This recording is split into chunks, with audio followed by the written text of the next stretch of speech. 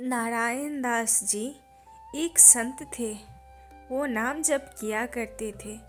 साधना आदि के बल से नारायण दास जी दीन दुखी पीड़ित व्यक्तियों को जो भी कहते वो सत्य हो जाता।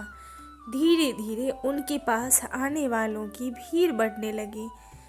नारायण दास जी किसी सिद्धि का प्रयोग नहीं करते थे, परंतु भगवान के नाम जप के प्रभाव से उनके पास जो आता उनका काम पूरा हो जाता, उनका दुख दूर हो जाता। जब भीड़ बढ़ने लगी तब उनके गुरुदेव श्री भगवान दास जी ने कहा, अधिक भीड़ होने लगी है, यह सब साधु के लिए अच्छा नहीं है। इन चमत्कारों से भजन साधना में बाधा उत्पन्न होती है। अब तुम पूर्ण अंतर्मुख हो जाओ, मौन हो जाओ और एकांत में भजन करो। किसी से ना कुछ बोलना, ना कुछ सुनना, ना कोई इशारा करना, केवल राम नाम का मानसिक जप करो। नारायण दास जी तत्काल दंडवत हो गए और अंतर्मुख होकर साधना करने लगे। किसके कुछ भी भिक्षा नहीं मांगते, जो किसी ने दे दिया वो प्रसाद समझकर पा लेते। एक दिन नारायण दास जी बैठकर साधना कर रहे थे। वहीं से जहांगीर बादशाह अपने सैनिकों के साथ जा रहा था। उसने सैनिकों से पूछा कि इस हिंदू फकीर को रास्ते से हटाओ। सैनिकों ने नारायण दास जी से हटने को कहा, परंतु वे न कुछ बोले न वहां से हिले। बादशाह ने कहा, लगता है यह कोई जासूस है, इसको गिरफ्तार करके साथ ले चलो। बादशाह उनको अपने साथ लाहौर ले गया और उनसे बहुत कुछ पूछा। तुम कौन हो, कहाँ से आए हो, किसके लिए काम करते हो, वहाँ क्यों बैठे थे? बहुत देर तक पूछने पर भी वे कुछ नहीं बोले। बादशाह को बहुत क्रोध आया और उसने वैद्य को बुलाकर कहा कि भयंकर हलाहल विष पिलाकर इसको मार दो। वैद्य ने एक प्याले में जहर भरकर उसको पिला दिया, पर उनको कुछ नहीं हुआ। बादशाह ने कहा, और पिलाओ। वैद्य ने दूसरा प्याला जहर भरा और नारायण दास जी को पिला दिया। जैसे थे नारायण दास जी वैसे ही रहे। ऐसा करते करते बादशाह ने उनको जहर के 5 प्याले पिलाए। बहुत देर तक इंतजार करने पर भी नारायण दास जी नहीं मरे।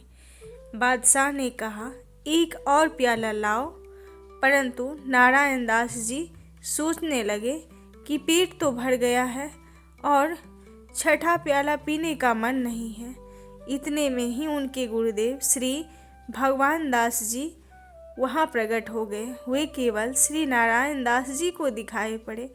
उन्होंने कहा, बेटा नारायण, श्री राम नाम के अमृत का क्या महत्व है, यह संसार को दिखाने के लिए यह छठा प्याला भी पी जाओ। नारायण दास जी गुरुदेव की आज्ञा मानकर छठा प्याला भी विष का पी गए।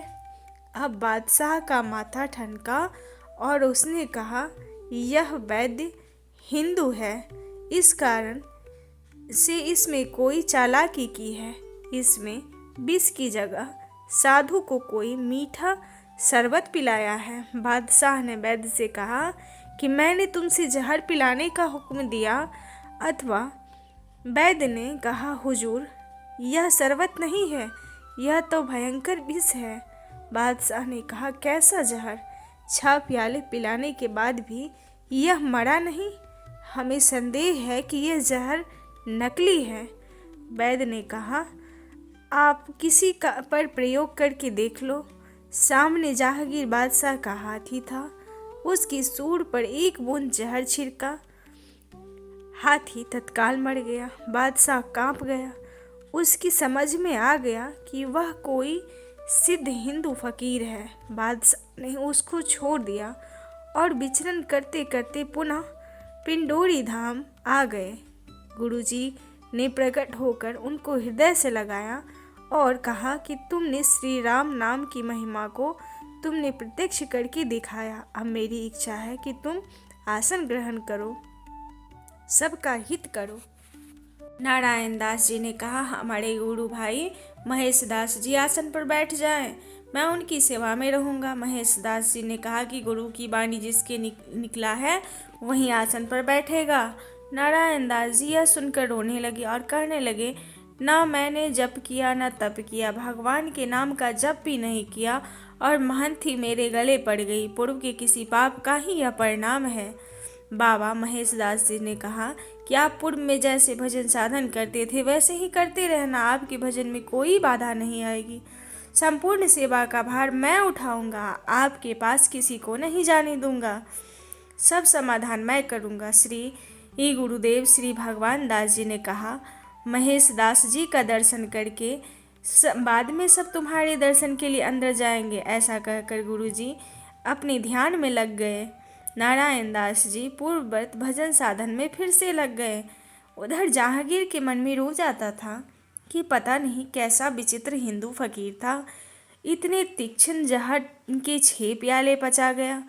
उसने बहुत शोध किया और अंत में यही सोचा कि कुछ लोग नशा बहुत करते हैं और इस कारण उनका शरीर जहरीला हो जाता है, जहर पचाने लायक हो जाते हैं।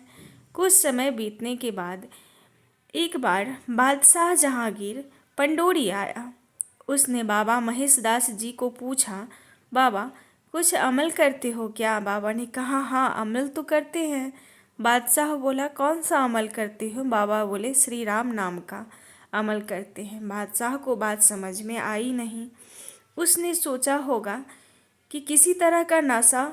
उसने कहा, बाबा आपका अमल पूरा हो गया। आज आप बाबा समझ गए कि बादशाह चमत्कार देखना चाहता है। वहाँ बाहर एक कुतिया रहती थी। बाबा जो प्रसाद लाते थे उसमें से थोड़ा बहुत बचा के उस कुतिया को दे देते थे, और उस कुतिया को कितनी भी बढ़िया चीज़ कोई दे दे वो नहीं खाती थी। बाबा बोले जहांगीर से, हमारे अमल का पूछो मत, परंतु सामने यह कुतिया बैठी है, इसका अमल पूरा नहीं कर पाओगे तुम। बादशाह बोला, क्या अमल करेगी ये कुतिया? अफीम का अमल करेगी। उस ज़माने में सैनिकों को अफीम खिलाया जाता था, तो साथ में अफीम की पेटी थी। बाबा महेश दास बोले, हाँ हाँ अफीम का अमल करेगी ये। बादशाह ने अपने सैनिकों से कहा, संदूक में अफीम है, इसे निकाल कर लाओ और इस कुतिया को खिलाओ। बाबा ने कहा, हाँ लाओ। कुतिया को कहा, खा जाओ अफीम को। वह कुतिया देखते देखते 50 किलो अफीम खा गई। बादशाह ने कहा कि स्वयं इस कुतिया का वजन 20 किलो है, वह कहाँ गई 40 किलो अफीम? इतना अफीम कहाँ गया, कैसे खा गई? उसने बाबा से पूछा, क्या इसका अमल अभी पूरा नहीं हुआ? बाबा बोले, जब पूंछ हिला रही थी तब तक समझ जाना चाहिए कि अमल पूरा नहीं हुआ है। बादशाह बोला, और कितना खाएगी? बाबा बोले, तुझे खा जाएगी, तेरी बादशाहियत को खा जाएगी। ये सिद्धों की कुतिया है। बादशाह ने अपना ताज उतार कर बाबा के चरणों में रख दिया और बोला, बाबा आपकी फकीरी के आगे मेरी बादशाहियत धूल है। बादशाह बोला, बाबा हमें कुछ सेवा दीजिए। बाबा बोले, हम एक लंगोटी के बाबा जी हैं, हमारी क्या सेवा करोगे तुम? इस कुतिया की सेवा करो। बादशाह बोले, कुतिया जितना दूर घूम जाएगी ज़मीन पे वो सारी ज़मीन मैं इसको दे दूंगा जो गौ सेवा के लिए दान में चली जाएगी। वह कुतिया जितने एकड़ में घूमी वो सारा ज़मीन जहांगीर ने दान में गौशाला के लिए दे दिया।